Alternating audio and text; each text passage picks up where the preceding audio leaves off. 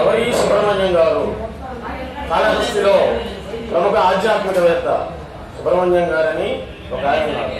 ఆయన గురించి ఈ మధ్యనే మనకు తెలిసింది.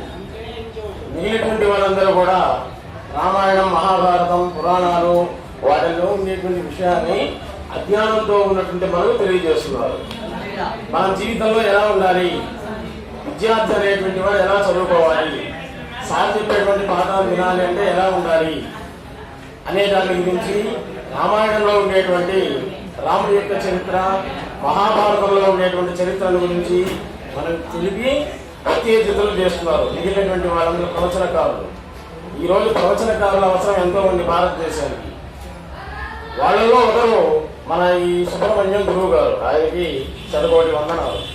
మిగిలిన వాళ్ళు చెప్పేటువంటి ప్రవచనం వేరుగా ఉంది. నేను పరిశీలిస్తే గురువు గారు చెప్పేటువంటి ప్రవచనం వేరుగా ఉంది. ఇదేంటంటే అసలు ఆత్మ అంటే ఏంటి, భూమండలం సృష్టి అనేది ఎలా జరిగింది, ఎవరి వల్ల సృష్టి అనేటువంటి వచ్చింది, దేవుడు మనిషిని నిర్మించారా, మనిషి దేవుడిని నిర్మించారా, మానవుడు చనిపోవడం అంటే ఏంటి, జీవించడం అంటే ఏంటి, కళలు, మనకెన్నో కళలు వస్తున్నాయి. కళల్లో మనం ఎప్పుడూ చూడనటువంటి విషయాలు చూస్తుంటాం. ఎప్పుడూ చూడనటువంటి వాళ్ళు కొంతమంది కళలు వస్తుంటారు.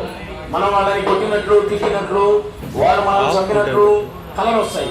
కానీ మన శరీరం ఎక్కడుంది, అప్పుడు మంచం మీదనే ఉంది. అంతే కదా, మన శరీరం మంచం మీద ఉంది.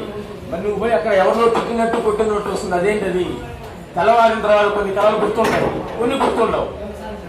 వీటిని గురించి గురువు గారు చాలా వివరంగా చక్కగా మానవుడి జన్మ ఏంటి, చనిపోవడం అంటే ఏంటి, పుట్టడం ఏంటి, చనిపోయిన తర్వాత వారి శరీరం అనేది, ఆత్మ అనేది ఎక్కడికి పోతుంది, ఏ విధంగా ఉంటుంది, పునర్జన్మ అనేటువంటిది ఉందా మానవుడికి అనేటువంటి దాని గురించి చాలా చక్కగా చెప్పారు.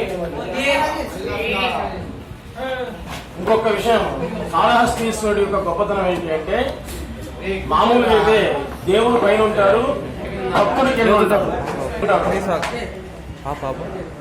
దేవుడు పైన ఉంటాడు, భక్తుడు కింద ఉంటాడు. అంటే దేవుడి యొక్క పాదపూజ చేసేటువంటి వాడు భక్తుడు. కానీ కాళహస్తి యొక్క గొప్పతనం, కాళహస్తిలో పైన భక్తుడు ఉంటాడు, కింద శివుడు. అది అక్కడ విచిత్రం. అంటే భక్తుల్ని భరాయిస్తున్నాడు అన్నమాట శివుడు. భక్తులందరినీ కూడా భగవంతుడు భరాయిస్తున్నాడు. ఆ తత్వాన్ని గురించి సుబ్రహ్మణ్యం గారు చాలా చక్కగా వివరించారు. ఆయన గురించి ఇంకా పూర్తిగా రీసెర్చ్ చేసి ప్రజలకు చెప్పాల్సిన బాధ్యత మనకెంతో ఉంది.